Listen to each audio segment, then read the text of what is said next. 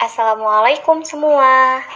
Kami dari kelompok 1 Ekonomi Manajerial akan memaparkan materi tentang pasar persaingan sempurna.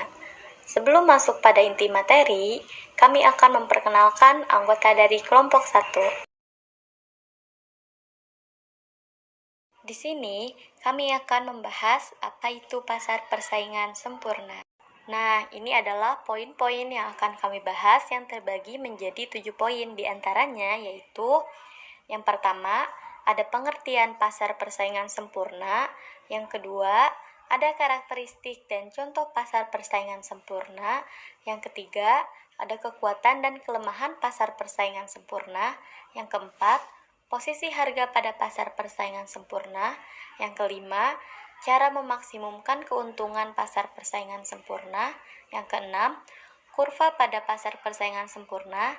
Dan yang terakhir, contoh perhitungan pada pasar persaingan sempurna. Di sini, kami akan membahas apa itu pasar persaingan sempurna. Jadi yang dimaksud dengan pasar persaingan sempurna yaitu pasar dengan banyak pembeli dan penjual, sehingga tidak ada satupun dari masing-masing penjual atau pembeli yang dapat menentukan harga. Bagian selanjutnya adalah karakteristik. Berikut ini merupakan karakteristik pasar persaingan sempurna melibatkan aspek-aspek berikut. Pertama, price taking. Terdapat banyak penjual dan pembeli di dalam pasar sehingga share atau kontribusi tiap penjual atau pembeli relatif kecil. Konsekuensinya, tidak ada pihak yang bisa menentukan harga. Harga ditentukan oleh pasar, penjual, dan pembeli sifatnya price taking. Yang kedua, produknya homogen atau sejenis. Barang yang diperdagangkan adalah identik atau hampir identik. Sehingga terdapat perfectly substitute. Jika ada perusahaan yang menaikkan harga, konsumen akan beralih mengkonsumsi produk perusahaan lain sehingga akan kehilangan bisnisnya. Yang ketiga, free enter and exit. Penjual bebas masuk dan keluar dari pasar. Saat ada profit yang menjanjikan akan ada perusahaan yang masuk ke industri. Sebaiknya saat mengalami kerugian akan ada perusahaan yang keluar pasar tanpa ada hambatan yang berarti. Adapun beberapa contoh dari produk di pasar persaingan sempurna pada umumnya yaitu ada barang pertanian, minyak bumi, gas alam, dan bahan mentah lainnya. Misalnya seperti tembaga, biji besi, kapas baja, dan lain-lain. Produk-produk homogen ini dalam ekonomi disebut komodities. Kekuatan pasar persaingan sempurna yaitu yang pertama, tidak ada persaingan karena produk yang dijual bersifat homogen. Yang kedua, para penjual tidak memerlukan iklan untuk promosi. Yang ketiga, harga barang dan jasa yang dijual terjadi karena mekanisme pasar. Yang keempat, penentuan harga adalah berdasarkan transaksi tawar-menawar antar penjual dan pembeli. Yang kelima, penjual dan pembeli bertindak bebas dalam bertransaksi. Pembeli bebas membeli barang mana yang diinginkan dan dari mana produsen mana yang membeli.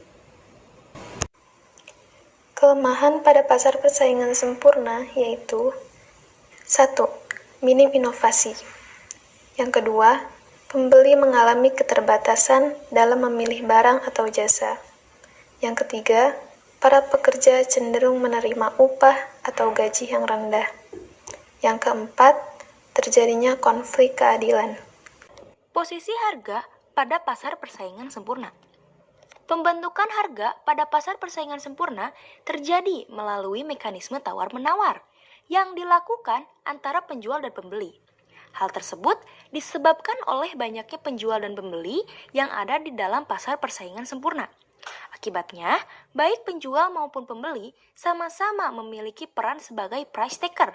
Dengan kata lain, apapun tindakan penjual tidak dapat menentukan atau mengubah harga. Dalam pasar ini, penjual atau pembeli tidak dapat memengaruhi harga, sehingga harga di pasar betul-betul merupakan hasil kesepakatan dan interaksi antara penawaran dan permintaan. Hal ini berarti bahwa berapapun jumlah barang yang ditawarkan penjual, semuanya akan laku tanpa mengalami penurunan harga, atau bisa disebut dengan harga tidak akan berubah. Karena memang penjual dan pembeli secara perseorangan tidak akan mampu untuk mengubahnya. Untuk memaksimalkan keuntungan dalam pasar persaingan sempurna, perusahaan harus memproduksi sejumlah produk yang memaksimalkan selisih antara total revenue, penerimaan total, dan total cost biaya total. Ada dua hal yang harus diperhatikan dalam menganalisis usaha perusahaan untuk memaksimumkan keuntungan, yaitu biaya produksi yang dikeluarkan perusahaan, total cost, hasil penjualan, total revenue. Ada dua cara untuk menentukan tingkat produksi yang akan memaksimumkan keuntungan, yaitu satu, membandingkan hasil penjualan total dengan biaya total. Yang kedua, menunjukkan keadaan di dalam hasil penjualan marginal sama dengan biaya marginal. Selain itu, perusahaan juga harus memperhatikan informasi harga produk dan harga input produk untuk memaksimalkan keuntungan. Revenue cost dan profit. Setelah kita tahu tadi konsep revenue, kemudian di pertemuan sebelumnya kita tahu konsep cost, maka sekarang kita bisa mempelajari konsep profit. Profit merupakan selisih antara total revenue dengan total cost. Total revenue sama dengan TR kurang dengan TC. Kita sudah tahu tadi TR adalah P dikalikan dengan Q, sedangkan total cost itu sama dengan ATC dikalikan dengan Q, karena average total cost itu dirumusnya adalah TC dibagi Q, maka TC adalah ATC dikalikan dengan Q. Oke, dapat kita rumuskan bahwa profit itu merupakan selisih antara P dengan ATC dikalikan Q. Nah, jadi saya ulangi, yaitu harga dikurangi ATC dikalikan dengan Q. Misalnya dalam gambar di samping, saat perusahaan memproduksi di Q 1, maka profit yang didapat adalah B kurang ATC. Berarti tinggi B kecil dikalikan dengan Q dikalikan dengan D kecil karena Q-nya dari 0 ke Q1. Baik, kemudian alas dikalikan tinggi adalah luas segi 4. Jadi memproduksi Q1 berarti profit yang akan didapat perusahaan adalah seluas area ABCD tersebut, segi 4 ABCD. Nah, sekarang kita akan menganalisis saat perusahaan memproduksi sebesar Q2. Saat perusahaan memproduksi sebesar Q2, dapat kita lihat di Q2 ternyata ATC itu lebih besar daripada P. Bahkan saat memproduksi di Q2, perusahaan akan rugi. Ruginya sebesar apa? Ruginya dia adalah sebesar area AEFG karena area dari luas segi 4 tadi. Dalam jangka pendek, perusahaan di pasar persaingan sempurna akan memproduksi barang sebesar MR sama dengan MC. Seperti yang terlihat pada grafik, saat MR sama dengan MC, maka perusahaan akan memproduksi barang sebesar Q-star. Saat produksi lebih kecil dari Q-star, misalnya di Q1, itu profitnya belum maksimal karena dengan menambah output maka profit akan meningkat. Begitupun sebaliknya. Jika memproduksinya overproduction, misalnya di Q2, MC lebih besar dari MR, artinya dengan menambah output justru akan membuat perusahaan rugi. Dan dengan mengurangi output, maka profit perusahaan akan maksimal. Jadi, maksimalnya itu ada di Q-star, di mana dalam keadaan ini berarti total profitnya adalah P dikurangi ATC dikalikan dengan Q. Berarti AB dikalikan dengan CB yang berarti luas Q4 ABCD. Itulah profit maximization di dalam gambar ini. Sekarang kita akan menganalisis kurva penawaran atau supply dari perusahaan. Konsep yang ada di dalam pasar persaingan sempurna adalah perusahaan akan memproduksi di quantity atau Q saat MR sama dengan MC, saat P sama dengan MC. Berapapun P, perusahaan akan memproduksi sebesar MC di P tersebut. Saat P berubah, maka Q akan disesuaikan mengikuti dengan MC tadi. Dari sini dapat disimpulkan bahwa pada dasarnya kurva penawaran adalah kurva MC atau marginal cost. Karena apa? Karena perusahaan akan selalu memproduksi saat kondisi P sama dengan MC. Perlu diingat bahwa saat kondisi P lebih kecil daripada APC, maka perusahaan tidak berproduksi, artinya Q-nya adalah 0. Dari poin-poin tersebut dapat diambil kesimpulan bahwa kurva penawaran itu adalah saat P lebih kecil daripada APC adalah 0. Saat P lebih besar dari APC itu adalah kurva MC. Jadi, kalau di gambar ini adalah ditunjukkan dengan garis yang berwarna hijau. Berikut adalah contoh soal pasar persaingan sempurna. Sebuah perusahaan batubara beroperasi dalam pasar persaingan sempurna.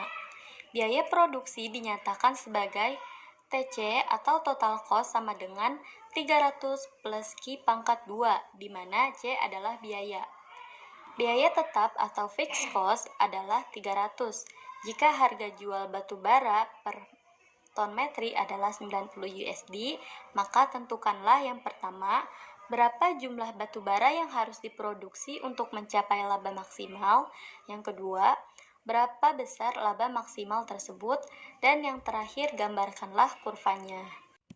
Untuk menjawab soal yang tadi, yang pertama, ditanyakan berapakah jumlah batubara yang harus diproduksi untuk mencapai laba maksimal. Jadi, laba maksimal tercapai pada saat marginal revenue sama dengan marginal cost. Nah, di dalam pasar persaingan sempurna, produsen adalah penerima harga atau price taker. Karena itu, fungsi penerimaan total atau total revenue sama dengan P dikali Q, yaitu 90 dikali Q sama dengan 90 Q. Selanjutnya, untuk mencari MR atau marginal revenue, yaitu MR sama dengan TR aksen, sama dengan 90 Q, yaitu hasilnya 90. Selanjutnya, untuk mencari MC sama dengan TC aksen, sama dengan 300 plus Q pangkat 2. Jadi, MC-nya sama dengan 2Q. Selanjutnya, untuk mencari keuntungan maksimum, yaitu MR sama dengan MC, marginal revenue sama dengan marginal cost, yaitu 90 sama dengan 2Q. Untuk mencari Q-nya sama dengan 90 per 2. Q-nya didapatkan yaitu 45. Jadi, jumlah batubara yang harus diproduksi untuk mencapai laba maksimum adalah 45 ton metrik. Yang terakhir yaitu gambarkanlah kurvanya. Nah, berikut adalah gambar kurva dari soal di atas. Sekian materi pasar persaingan sempurna yang dapat kami sampaikan. Semoga dapat dimengerti. Sampai jumpa lagi. Wassalamualaikum warahmatullahi wabarakatuh.